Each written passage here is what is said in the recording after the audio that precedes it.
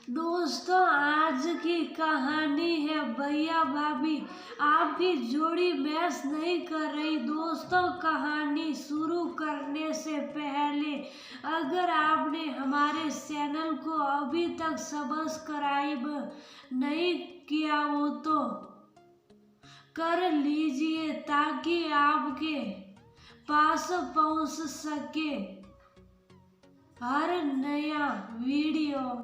क्या है यार, इसमें जो सोनू शादी के लिए मरा जा रहा था यार, ये तो सोनू से करीब 5 साल बड़ी लग रही है। नाक भी फैला हुआ है, शक्ल में कुछ तो ऐसा नहीं कि लव मैरिज करने जैसा कुछ हो। क्या यार, उसने ऐसा क्या देखा बेचारा ठगा गया। कम से कम जोड़ी तो अच्छी होनी चाहिए। सहेली ने अपने छोटे भाई की दुल्हन की फोटो भेजी थी।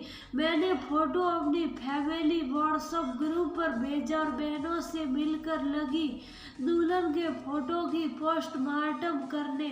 ये मेरा पसंदीदा मशगला था। मैं किसी के शक्लो सूरत में कमी निकालने की कायल नहीं थी, लेकिन अगर मैं किसी ऐसे जोड़े को देख लूं जिनका मैच सही नहीं हो तो मैं असहज हो जाती और बिना किसी के जज्बातों के परवाह किए मैं ये कहने से बाज न आती कि ये कैसे एक दूसरे के साथ सेजता से रह लेते हैं। अब ये अलग बात है कि मेरा ये ना लोगों को बुरा लग सकता था, लेकिन मुझे अपनी खुनस बाहर निकालनी होती सो मैं निकालती। अभी यही कर रही थी, बात यही तक नहीं रही। ये फोटो मैंने अपने दोस्तों वाले ग्रुप पर भी लगाया और लिख दिया जोड़ी मैच नहीं कर रही। एक दोस्त बिदक उठी, कहने लगी तुम्हें बस लोगों में कमियां ढूंढनी है, अच्छी भली तो है और वैसे भी जोड़ियां ऊपर वाला बनाता है। एक दोस्त ने कहा, मैंने देखा दुल्हन को अच्छी है और दहेज तो भर भर के लाई है, सब देखा जाता है।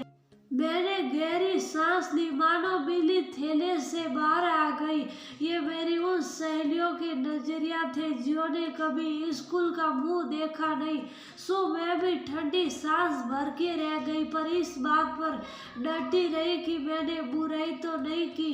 ये कहा कि मैं जोड़ा है, किसी के जज्बों की परवाह किए बिना कुछ भी कह देने की आदत हम सब भाई बहनों में थी। बात तो ये गलत थी, मेरा भाई भी ऐसे ही मेरी भाभी को सिड़ा दिया करता। भाभी तमा कर बोलती, मैं सिर्फ आपकी पत्नी नहीं किसी बेटी भी हूँ। मेरे माँ बाबा से पूछता मैं कितनी प्यारी हूँ तो बात हो रही थी जोड़े की। अब जोड़े तो ऊपर वाला बनाता है। मेरी किस्मत अच्छी थी कि मैं अपने हस्बैंड के साथ जा भी जाती, हमारी जोड़ी की तारीफ होती। अगर यूं न होता तो हाय मेरा तो दम घुट जाता। मेरी शादी के लिए मैंने इनकी फोटो देखते ही हाँ कर दी थी।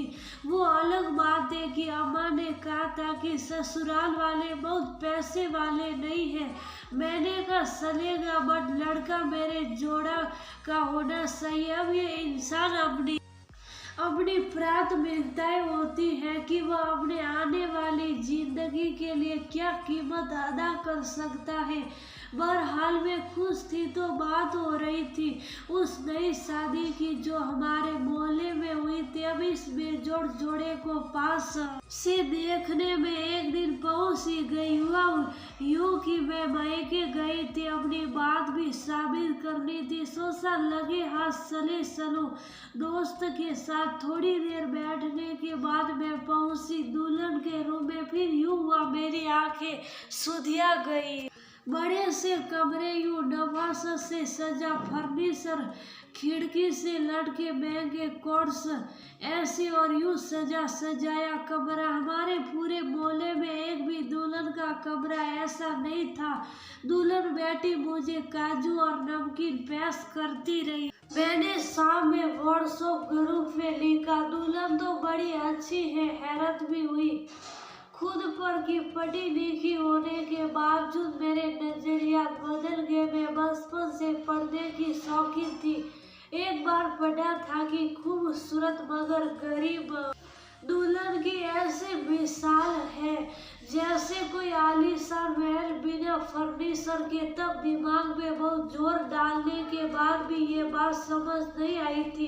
अब ऐसा लगता है कि किसी भी मकान के लिए फर्नीचर का होना कितना जरूरी है।